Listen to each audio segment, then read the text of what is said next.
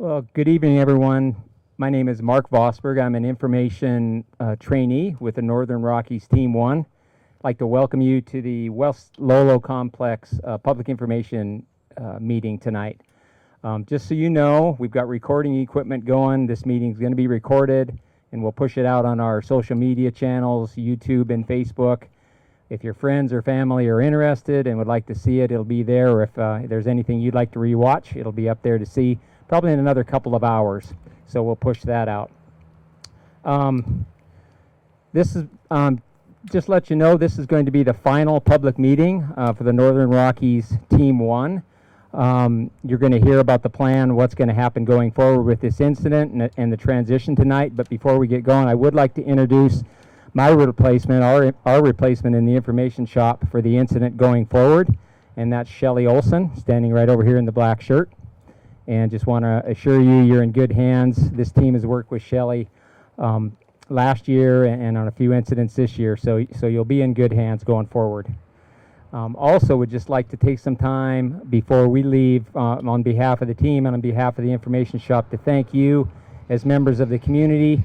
We've been here a couple of weeks now, been in your communities from Thompson Falls, down the road, Plains, Paradise, around to St. Regis, down Superior, and all the way to 9 Mile. And I can just say without exception, people have been really gracious and welcoming, and even more than that, helpful in getting the information out. We've had volunteers helping to get information out, and your local businesses hosting spots for us to post information. So I just want to thank you for that. We couldn't have done it without you. So with that, tonight's meeting, we want to give you an update on where we're at with the fire, give you the best information that we have at the time. So I'm going to go over quickly the agenda that we have for tonight. We'll start out with some opening statements by Dave Robleski, the Plains Thompson Falls District Ranger. We'll give the mic to your sheriff, Tom Rummel. And then we'll turn to our team for some information, background information on the fire, including a smoke update from our Air Resource Advisor, Joe Webster, a weather update from our incident meteorologist, Christian Castle, a fire behavior update from Brian Anderson, our FBAN fire behavior analyst. Then we'll get into a real solid operations brief from our operations section chief, Andy Huntsberger. We'll also have some time for questions from the group. After Andy's presentation, we'll open it up for questions. And I'll also encourage folks to, one of the things we've learned at these public meetings is sometimes the best way to get information for you as a member of the public is to grab one of us after the meeting, go up to the map, get those real specific details that you might have. So we're happy to take questions as a group, but I'd sure encourage you to take advantage of all the expertise that you have here tonight. Any of us in a black shirt will find the right person to answer your questions. So I encourage you to stay after the meeting to do that. And so with that, I'm going to turn it over to our first speaker, Dave Robleski. Hello. For those of you I don't know, my name is Dave Robleski. I'm the new district ranger of the Plains Thompson Falls Ranger District. I've been the district ranger for about 3 months now, so not very long. And but I have worked there since 2000, so I'm fairly familiar with the area. Just a few quick points that I wanted to make tonight before I turn it over to Tom. We started out, I think it was July 7th, with about 35 fires from a lightning storm on the Plains and Superior Ranger districts. Immediately those fires start to get priorities set to them, get resources allocated based on how hard they are to get to, how at risk the stuff around them is, whether they're threatening private land and stuff. So this fire called Thorn Creek up on the hill here was both a combination of a very low priority and also very hard to get to, and on top of that, very low probability of success. We'll talk a little more about that in a few minutes. As the fire grew, it got to the point where the probability of success went down pretty quickly, especially with the low availability of resources. And as you all know, this is a pretty unique year. This is very early in the fire season to be at this point. So we need a long-term plan going forward to manage a fire like this. And it's still a full suppression fire. There's every intention of putting this fire out. We're not managing it, but we need to deal with it in a manner to keep our firefighters safe, keep our aircraft pilots safe. And so in the context of this summer, what that means is we back away from the fire and we work down on roads, on flatter land, and places where we know we can be successful. So these guys will be talking a little more about that, and thank you all for coming out tonight.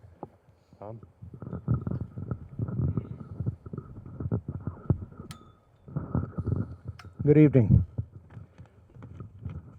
So we have something to our advantage in all this, and that's that fire is started up high. Okay, fire doesn't burn downhill easily, and it's still quite a ways uphill, even though it's hard for these guys to access and get at and safely go about trying to put it out. The chances of that coming downhill hard and fast are probably pretty slim, I hope. Don't hold me to that. So the sheriff's office has been coordinating with the team. We've been working on some management action plans on this fire, just in case, or I shouldn't say just in case, the fire will back down the hill, all right? That's just going to happen, because if there's fuel below it, it will creep. As it creeps down the hill, they've got a plan on how they're going to address that. We've got a plan in working in conjunction with them called the management action points. Should it reach a point, then we will talk about pre-evacuations, okay? We'll go about that in an orderly fashion. It hasn't reached that point yet, but it's a safety for them, it's a safety for you, and it's the planning of all of this, the long-term planning of what happens. So we've got some points on the map, some lines drawn on the map of what we will do if it reaches some points.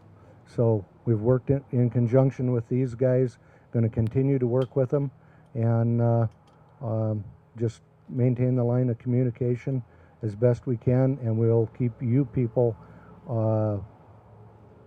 abreast of what's going on with us as well. I have some pamphlets here for what's called Hyper Reach. It's basically reverse 911. If you would like to sign up for it, I'll give you one of these pamphlets. Just follow the instructions on the inside, and we can get you signed up for that. So at this point, that's about what I have.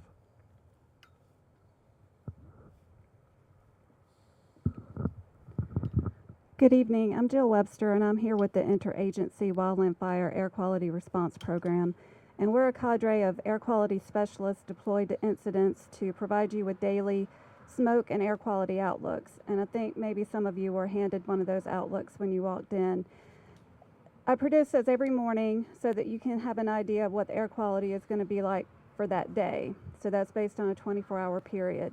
There are going to be some hours during the day where air quality might be better than others, and if we suspect that's going to be the case, we'll include that on the outlook.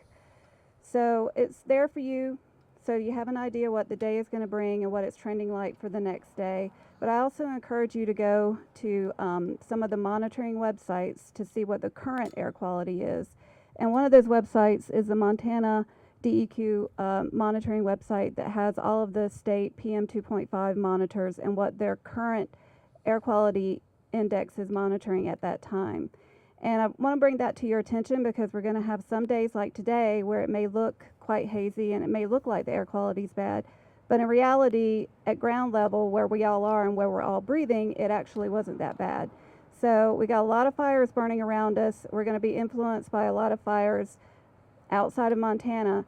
So the days that we have like today, I encourage you to take advantage of it because we probably will likely have some air quality days where it won't be so good.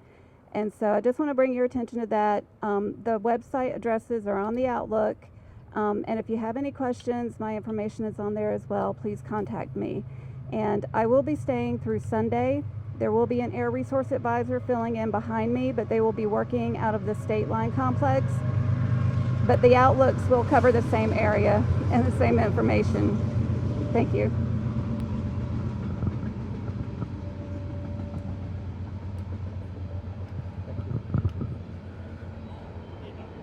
Good evening.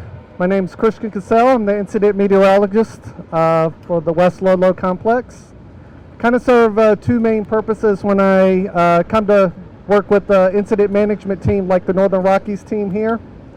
First is for the safety of everyone involved with the incident, and that involves firefighters, the team members, but also the communities that are impacted by the fires. Second reason I'm here is I produce forecasts and weather information that will help the team decide on the most effective strategy on a day-to-day basis for how to fight the fire. So let's talk about the weather that has occurred over the last 24 hours. We had some rain move through yesterday, some light rain for the Thorn Creek fire. Dropped about a 2 to 3/100ths of an inch of rain. We have measuring stations on both sides of the fire. And then this morning we had thunderstorm activity move through. It did produce lightning in the area, not a lot, but some. But it also brought a little bit more rain, so another 2 to 3/100ths of an inch. So around 5/100ths of an inch of rain. Now we need about 1/10 of an inch of rain to get what is called a wetting rain, which is enough to moderate activity for a week or more. So we didn't quite get what we really needed there, but every little drop does help. So let's talk about the weather moving forward now. So we've had this push of monsoon moisture that's brought some showers and thunderstorms to the region, some lightning. That's beginning to move away to our east. So we're going to begin to dry out. We're going to see a cold front move through tomorrow. And that will bring some gusty winds. It will bring some relief from the smoke as well. And it's going to bring some drier air, but also some cooler air. So it's elevated to borderline critical conditions, kind of just below red flag warning type conditions for tomorrow. So what does that mean? The west winds about 10 to 20 miles per hour during the afternoon hours, and then we're gusting 25 to 30 miles per hour across the fire area. As we go into Thursday night, Friday, from here on, the last few nights we've had better humidity recoveries and better temperature recoveries, especially humidity recoveries. But that will start to trend back towards poor overnight humidity recoveries on those higher elevations where the fire is. And we'll see continued elevated fire weather conditions from Friday, Saturday, Sunday, Monday, kind of what's typical for this part of the country this time of year, late July. And then later next week, just kind of looking further out, we may get another push of monsoon moisture, although it may stay just east of us.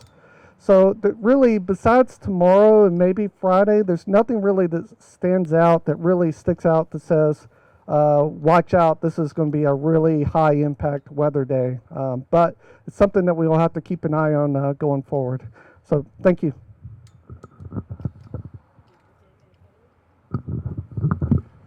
Good evening, Brian Anderson, Fire Behavior. I guess my luck is really changing because usually that train's coming by when I speak. So what is it that I do? Well, I try to take everything that comes with the weather and try to piece it together and make fire behavior just a little bit more predictable. And I see a few faces around here that are pretty familiar from the last time. And so we've continued to monitor this thing and really tried to dial it down even further as to what it really takes to line up a big day out here. And one of the first things is smoke. When we have that thick smoke in here, it acts like a cap and it kind of moderates the fire behavior. When that smoke goes out, you can expect that the fire behavior is going to pick up a little bit. The second part of that is that when that smoke leaves, higher winds come in. Really, around here, 5 to 8 miles an hour, not really a big deal, kind of happens all the time, right?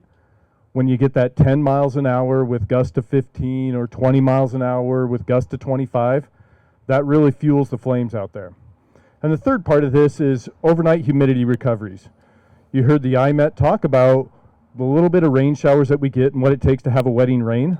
Well, this morning we had a little shot of rain, plus we had good humidity recoveries in the neighborhood of about 50 or 60%. So you add those two things up, and that makes that fire work a little harder to get started during the day. Maybe instead of starting at 11 o'clock, it now takes until about 1 o'clock to start. So as we talk about the individual fire here, and I'm just going to really talk mainly about the Thorn Creek fire and just the two drainages in there, Winnemuck and then the Thorn Creek itself. In Thorn Creek, you know, the fire is currently kind of backing down into Thorn Creek. And like you heard the sheriff say, it's kind of moving slow. But when it does that, kind of like my fingers, it kind of creates this ragged edge. And the problem with that is that all the unburned fuel within those, in between those fingers, they can kind of start together and build up and build on each other, and it makes a big push up. So that's where folks are watching that, and they may do what we call squaring up. So instead of having those ragged fingers come down, you do a little burning to kind of square that up, and it takes the punch out of it, so you don't feel like you've been in the ring with Mike Tyson. So that's where it looks like in Thorn Creek. Now when we move over into Winnemuck, the north slopes, we've been watching those. They haven't really been burning all that well, but they're gonna. Whether it takes a week, 2 weeks, 3 weeks, they are gonna start to burn. So we really wanna watch those. Same thing can kind of happen there, is that currently it's working down that north slope in Winnemuck, and when it gets to the bottom of it, the next slope it goes up is a south slope. And we all know those are way drier than that north slope. So you can see those increased spread rates when it hits that. Same kind of thing is that we can monitor that, and if we do a little burning, we can kind of take that punch out of that so it doesn't have the ability to really build up a big head of steam. And if you have any questions, please grab me afterward. Thanks.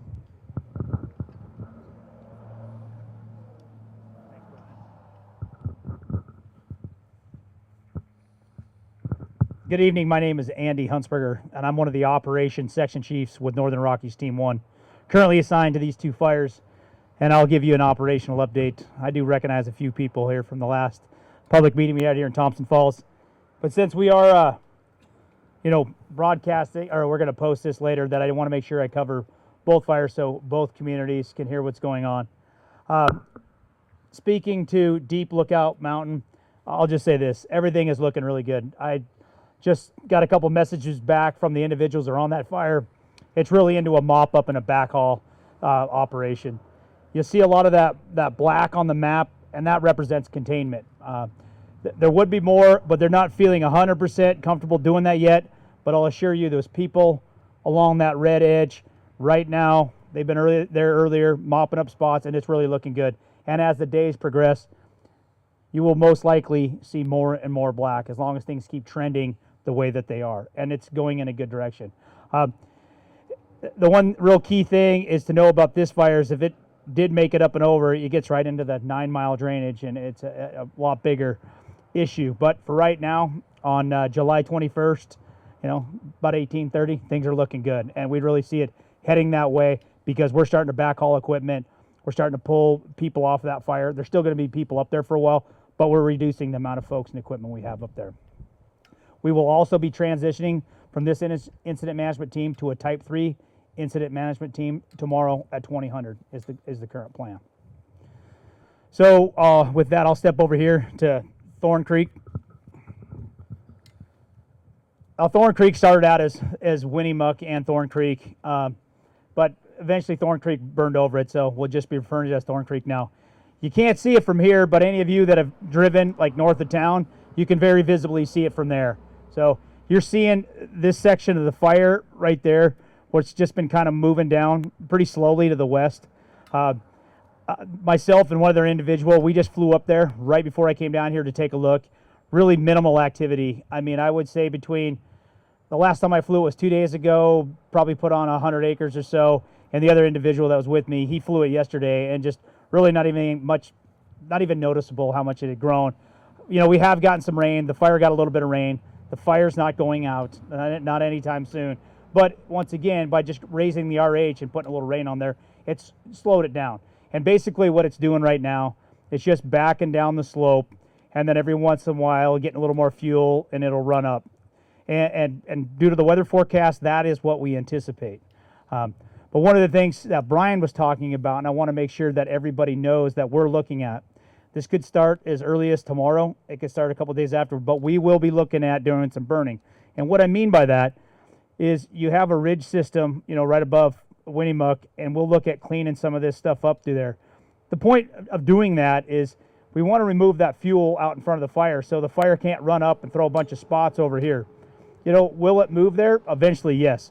We're still in July. There's no reason to tell us with the forecast and everything else that this fire's not going to move. As I've brought up before, if any of you guys have watched my previous, public meetings or any of the updates, the option of going up here and putting this fire out in its current location is just not an option. For firefighter exposure, it's not an option. For risk, overall size, and time of year, it's just not going to happen because we're not only dealing with these fires, there's all kinds of fires around us right now. There were more fires today. So we don't have the resources, and even if we did, it's just that option is just out the window at this point in time. So you need to have a better plan, and you need to have a plan that's going to work.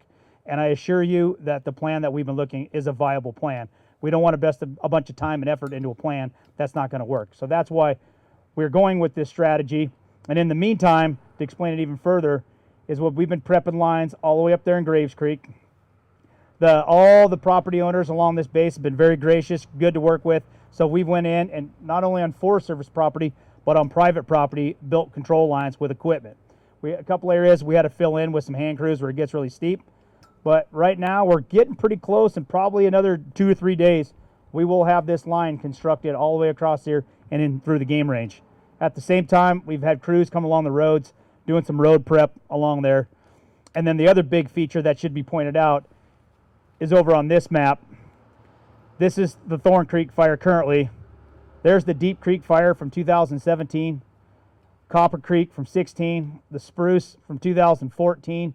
You got another, the Cuckoo Scent from 2014. If you didn't notice, there's a bunch of others. There's a lot of fire history here. Fire is part of this ecosystem, and it is here. And with that as well, you see these other polygons on the map? All of these were helicopter logging units that were then prescribed burns. So there's been a lot of fire history, and there's been a lot of active management, which is a good thing. That's also the reason why we feel this is the best way to approach this fire with an indirect strategy, because as the fire continues to back, what we're going to want to do is keep up with it and slowly bringing fire down with it. It's going to take a lot of time. It's not something that's going to happen overnight, but we do it on our terms, and we will be expediting. The other option would be, we can just wait here, and maybe someday eventually it'll come down. We don't think that's the best option. It's not the option I would choose, and it's not the one we're choosing, and I don't think it's the best for the community. We have had some success. We've done this before, and we've looked at the fuels on the ground, and as you come down the slope, a lot of the private property as well, it's treated ground. Not all of it has been treated. You got north-facing slopes that haven't been harvested, but there's a lot of that pea pine. Those stands have been thinned, they've been treated, they've been burned. They're looking in good shape, and I think the fire that you'll see in a lot of those places come down is going to be very low to moderate as it comes down. And a lot of that stuff we can do late in the evening or even at night. That slowly brings that down. And so you've got real minimal impacts to those trees as well. So when this is all said and done, yeah, there's going to be, I think, in my opinion, a decent amount of black, but I think a lot of those trees will be intact. Not all of them, because that's not what's going to happen all across, but overall, I think, if this is done correctly, you have a good end product. And from there, you'll see how much fire and recent fire history you're going to have on the, basically on the north side of town. So basically that is our plan. Like I said, it's all coming together slowly. As I said before, we haven't done anything, ignition wise or anything, but it could happen as early as tomorrow. And like I said, it is going to be a prolonged event. It's not something that's just going to happen overnight. With that, that is your update. I'll step away, but I will give you all a chance to ask me any questions just here in a few minutes. Thanks, Andy. Yeah, so we will have a question and answer session now. I'll take some questions just for the folks on the recordings because they won't be able to hear probably what you're asking. I'll repeat that, and we'll try to find the right subject matter expert to get up and answer your question. And for our folks, if you get asked a follow-up question, just try to remember to repeat that question into the mic for the folks on the recording. So yeah, any questions? Actually, I have two questions. First one is, there's a little spot fire in the Four Lakes Road area that shows up on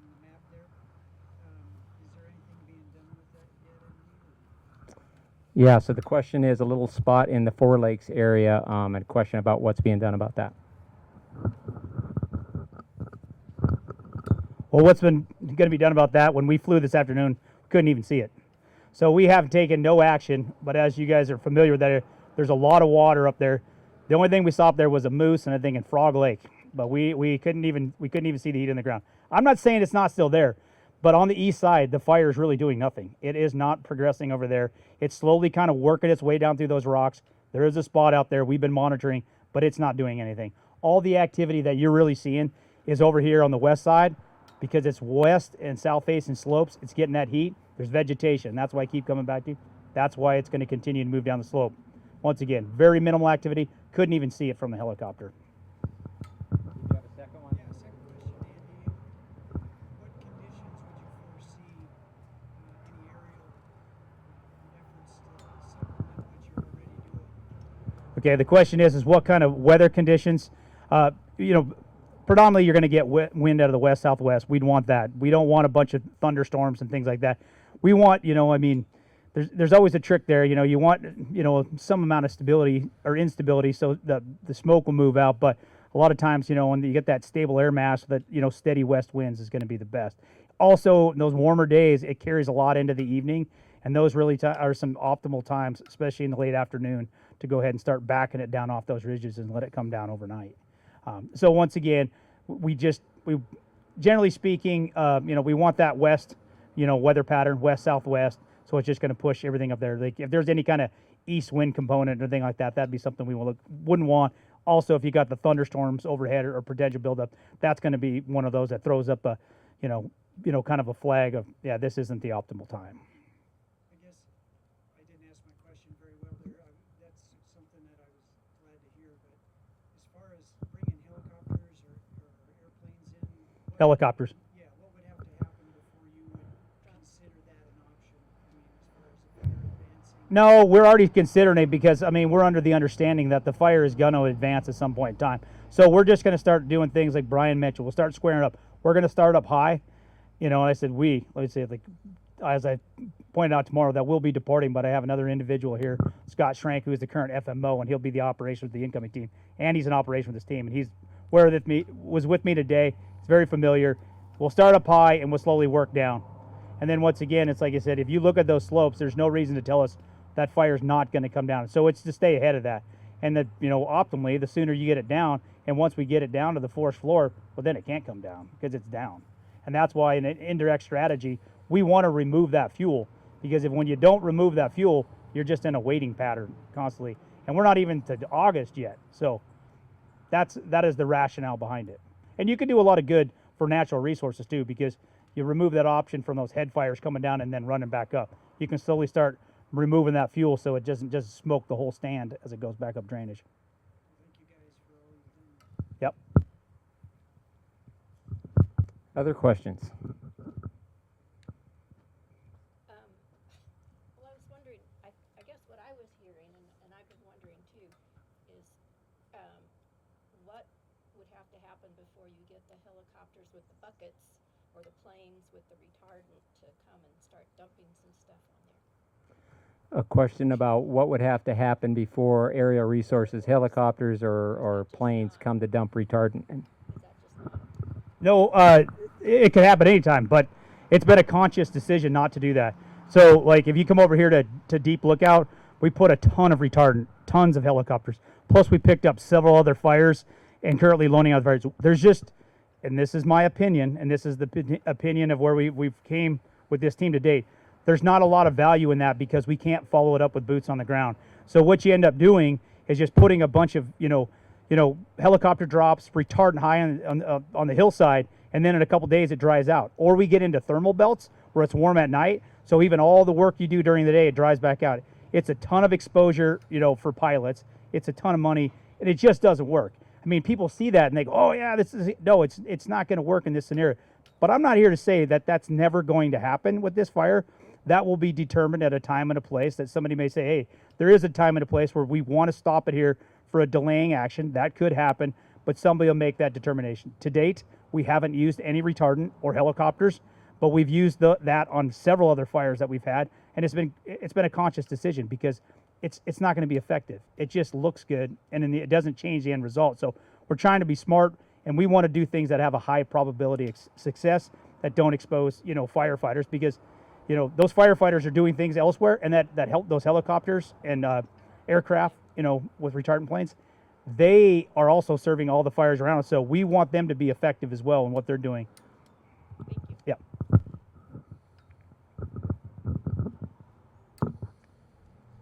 Any more? All right. Well, thank you all for coming. I'm going to turn it over to our incident commander, Mike Gokachia, and remember, grab any of us after the meeting for specific questions. We'd be happy to answer them. So here's our incident commander, Mike Gokachia. All right, thank you everybody for coming out, and thank the team for the great explanation of what's going on there on the Thorn fire. I know that's of great concern to all of you here, and then those online that are waiting for the update on Deep Lookout, as we reported the other night down in 9 Mile. A lot of good hard work's gone in over there, and that one's looking real good. I think what I'm going to share, just so you understand what we're up against, nationally, you've heard there's a lot of fires going on out there. We're still at the highest preparedness level of 5. I can tell you, they're looking at the SIT report today, there's 32 teams like my own deployed nationally, and I've heard rumors of some additional deployments today, specifically out there in Washington, where that weather that the IMET talked about is coming across currently and causing them some fits with new fires, and then current fires getting bigger. So a lot of resources deployed, so that means a lot of competition that just makes it more challenging for everything we're trying to do. And part of that leads into why we're in the situation we're in. But I want to focus right now on what the success was here in the last 14 days, and starting with the districts, both Plains and Superior. If you heard Dave say it, there was 35, maybe 40 some fires in initial attack when this all first began, and all of those have been taken off the map, but these last 2 that you're looking at. So that right there in itself is a huge success, in my opinion, that we're able to get it down to where you just got one in a really remote place that's a low probability of success right now.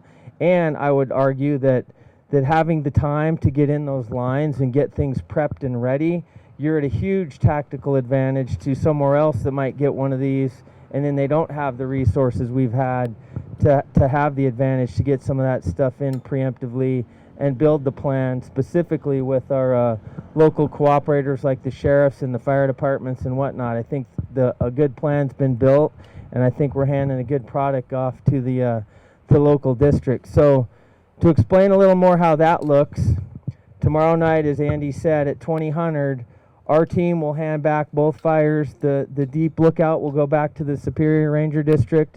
Thorn will go back to the Plains Ranger District. And then the other cool part to this, because we were a little bit of a hometown team, a lot of the folks on my team are actually from the Lolo National Forest, specifically the Plains Ranger District. So we got them some days off while we were here, so they're fresh, ready to go again.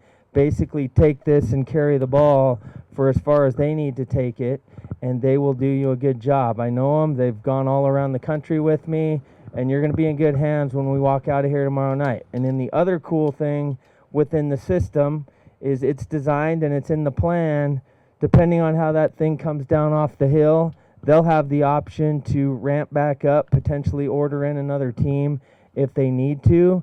But a lot of things are in the advantage and in the favor of the firefighters and essentially all of you and your stakeholders and communities on this one, compared to some other scenarios going on out there right now where we potentially may end up going as a team. So I guess in closing, I just want to say thank you to all of you. I know we've been around your communities, and just thank everybody for the nice thoughts and thank yous we get that we pass on to the firefighters every day that are up there on the hill doing the hard work, trying to take things off the map and protect the values at risk and the things that are important to all of you. So with that, thanks again, and you will be in good hands when we walk out of here. So thanks.